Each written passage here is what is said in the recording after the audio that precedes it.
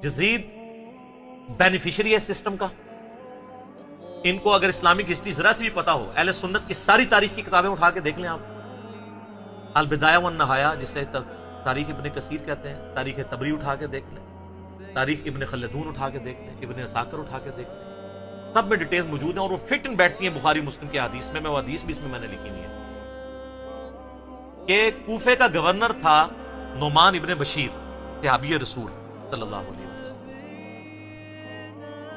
जब हजरत हुसैन अलैहिस्सलाम के बारे में पता चला यजीद को कि ये आ रहे हैं वहां पे और कूफे से ये एक क़याम करेंगे और दावत हक लॉन्च करेंगे, सबसे पहला उसने डिसीजन किया कि नुमान इब्ने बशीर को कूफे के गवर्नरी से हटा दिया।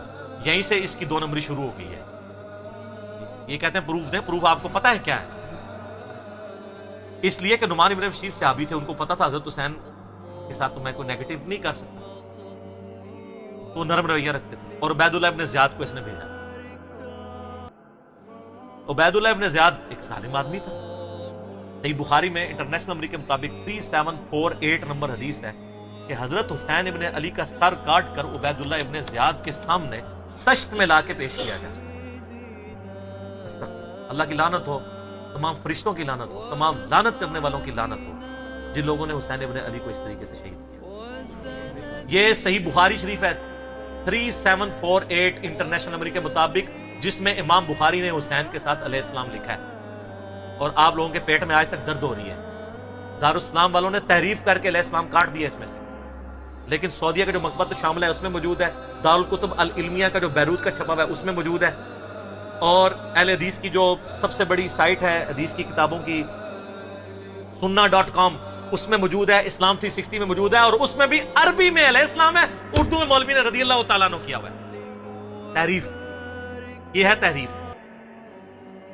तो सर जब आप चोरी करेंगे ना इतनी सी भी, तो अल्लाह ने एक बला आप पे छोड़ी हुई है जो मौलाना शरीफ को बुखारी शरीफ से बाहर निकाल के फेंकती है और लोगों को बताती है ये बुखारी शरीफ है और ये मौलाना शरीफ है। हुसैन इब्ने अली का सर काट के सामने रखा गया, उसने कुछ कलाम किया तो हजरत अनस इब्ने मालिक पास खड़े थे, तड़प उठे। उन्होंने कहा सबसे ज्यादा रसूलुल्लाह के हम शक्ल हुसैन इब्ने अली थे। तो ये इन लोगों का, और ये था गवर्नर कूफा जो लगाया इस काम के लिए गया था। वो कहते हैं यजीद को पता नहीं चला, उसने खुद डिसीजन किया। अच्छा जी, मान लिया।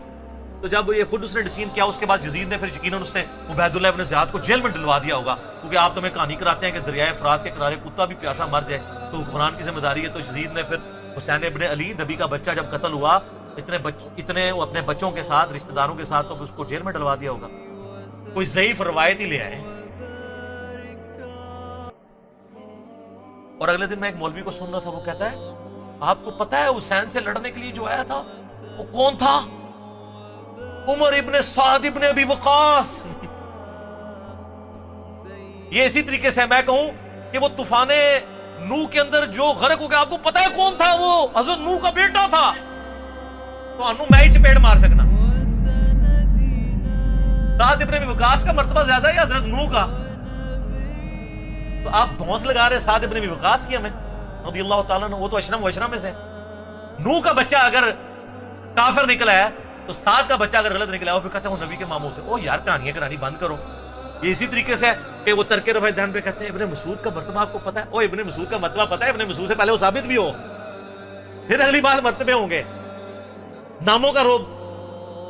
साद इब्ने अबी वकास तो सर आपको, हमारे तो वो लीडर है, मैंने कितनी हदीसें पेश की हैं। सही मुस्लिम में हदीस है 6220, उन्होंने तो हजरत माविया के साथ फड्डा ले लिया था जब हजरत अली पे सबो शतम करवाने लगे थे। साद इब्ने अबी वकास जैसा तो शियाने अली कोई नहीं था। आप हमें बता रहे हैं उसका बेटा था। उसके बेटे के करतूत भी सही मुस्लिम में मौजूद है। वो अब्बे को सबसे ज्यादा पता होता ना मेरा बच्चा क्या है। अभी तो करबला हुआ नहीं हुआ था।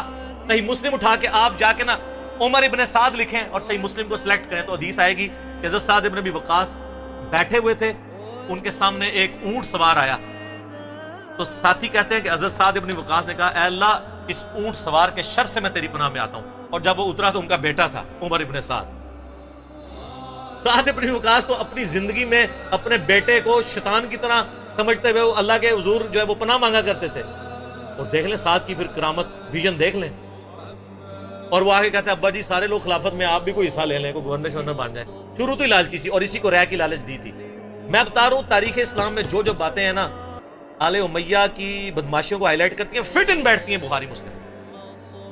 یہ لشکر لے کے آیا تھا حضرت حسین ابن علی کے خلاف لالچ میں، اس کا اشر کیا ہوا بعد میں؟ تو یہ پورا پلان ہوا تھا، اور اگر کہتے ہیں نہیں یہ حادثاتی طور پہ ہو گیا تو بعد میں پھر سزا دینی چاہیے تھی، کوئی سزا نہیں دی ہے۔ الٹا اس کے اوپر آپ کو پتہ ہے مدینے والوں نے بیعت توڑ دی تھی یزید کی، حالانکہ وہ پہلے بھی تلوار کے زور پہ لی تھی حضرت معاویہ نے رضی اللہ تعالیٰ عنہ۔ ہم تو رضی اللہ عنہ ہی کہیں گے، ہماری مجبوری ہے، قانون نبی دا منہ ماردا ہے، قانون نبی دا منہ نہیں ماردا، تو آج تک یزید کی وکالت کر رہے ہو، لیکن ہم صرف نبی علیہ السلام کو دیکھنے کی وجہ سے احترام کرتے ہوئے رضی اللہ عنہ کہہ دیتے ہیں۔ یہ فرق ہے علی کے شیعہ میں اور معاویہ کے شیعہ میں۔ علی کے شیعہ پھر ایسے ہوتے ہیں، شیعہ پولیٹیکل ٹرم۔ تو اہل مدینہ نے بیعت توڑ دی، جو یہ پیش کرتے ہیں بخاری مسلم سے کہ عبداللہ بن عمر لوگوں کو سمجھاتے تھے یزید کی بیعت نہ توڑو، تو وہ جو جن لوگوں کو سمجھا رہے تھے انہوں نے انجینئر صاحب کی ویڈیوز دیکھ کے بیعت توڑی تھی۔ وہ کون تھے؟ وہ بریلوی تھے، جو بندی تھے، اہل حدیث تھے، شیعہ تھے، کون تھے؟ صحابہ اور تابعین تھے جو بیعت توڑ رہے تھے۔ تو اس سے یہ بھی تو ثابت ہوتا ہے، جس طرح آپ کہتے ہیں جی وہ پگڑی پہ مسا ہو جاتا ہے تو پھر جرابوں پہ بھی ہو جائے گا، کیونکہ پگڑی بھی کپڑے کی ہوتی ہے، جرابیں بھی کپڑے کی، تو اس سے پگڑی بھی تو ثابت ہوتی ہے۔ آپ تو ننگے سے نماز پڑھتے ہیں، آپ تو لال رومال رکھتے ہیں، پگڑی بھی تو ثابت ہوتی ہے۔ تو جو بیعت توڑ رہے تھے وہ کون تھے؟ صحابہ اور تابعین تھے۔ حضرت ابن عمر ان کو روکتے تھے، اس لیے روکتے تھے کہ ان کو پتا تھا کہ جب یہ بیعت توڑیں گے تو ان کے ساتھ وہی کچھ ہوگا، اور اسی وجہ سے حضرت حسین کو بھی ابن عمر سمجھایا کرتے تھے۔ میرا یوٹیوب پہ کلپ بھی ہے یہ، جو ایک انہوں نے ایک اور چھوڑی بھی ہے نا بات کہ جی وہ حضرت حسین نے 3 شرائط رکھ دی تھی، اتنی بڑی کہانی کرائی ہے، اس کے اوپر میرا کلپ موجود ہے، میں تو اس پہ گھنٹوں زبانی بول سکتا ہوں۔ تو پھر جب وہ بیعت توڑی ہے تو اس نے مدینے کے اوپر چڑھائی کروا کے واقعہ ہررا ہوا، بخاری مسلم میں درجنوں حدیث ہے، اس طرح قتل و غارت ہوا، عورتوں کی عصمت دری ہوئی، اور پھر ساتھ ہی اس کے بعد خانہ کعبے کے اوپر چڑھائی کی، کیونکہ عبداللہ ابن زبیر بھی نہیں بیعت کر رہے تھے یزید کی۔ خانہ کعبہ کا غلاف اور ایک دیوار ڈیمیج ہو گئی، پھر یزید مر گیا، تو پھر حضرت ابن زبیر نے کہا تمہارا شیطان مر چکا ہے، واپس جاؤ، پھر وہ واپس گئے۔ پھر 9 سال تک ابن زبیر نے خلافت قائم کی مکے کے اندر اور مدینے کے اندر۔ حضرت حسین ابن علی کے بعد ان کو خلافت کا ایک موقع ملا۔ تو اس طریقے سے یہ چیزیں بالکل کلیئر ہیں، لیکن وہ بات میں مولانا اسحاق صاحب والی کروں گا کہ بات اس لیے سمجھ نہیں آتی کہ آپ یزید سے شروع کرتے ہیں۔ جب تک آپ بات پیچھے سے شروع نہیں کریں گے آپ کو بات سمجھ نہیں آئے گی۔ اگر آپ 1857 کی جنگ آزادی کو نہیں سمجھیں گے آپ کو 1947 میں 2 قومی نظریہ سمجھ میں نہیں آئے گا، اور جب تک 1947 میں مسلمانوں کی قربانیوں سے جو ملک بنا ہے وہ آپ نہیں سمجھیں گے تو آج آپ کو نہیں سمجھ آئے گی کہ پاکستانی عوام کیوں اسلامی نظام یہاں پہ چاہ رہے ہیں۔ اس لیے کہ وہ کہتے ہیں ہمارے بزرگوں نے پاکستان بنایا اس لیے تھا کہ پاکستان کا مطلب کیا، لا الہ الا اللہ۔ یہ سیکولر اینکر بیٹھ کے جو باتیں کر رہے ہیں ان کو یہ کیسے سمجھ آئے؟ جب تک آپ پیچھے نہیں چلیں گے۔ اگر آپ مشرف کے دور سے شروع کریں گے تو آپ کو نہیں سمجھ آئے گا کہ ملک سیکولر ہے یا اسلامی ہونا چاہیے، پیچھے چلنا پڑے گا۔ یزید کے دور سے آپ کو یہ کہانی سمجھ نہیں آئے گی جب تک آپ پیچھے نہیں چلیں گے، اور پیچھے جانے کے لیے آپ کو یہ پڑھنا پڑے گا۔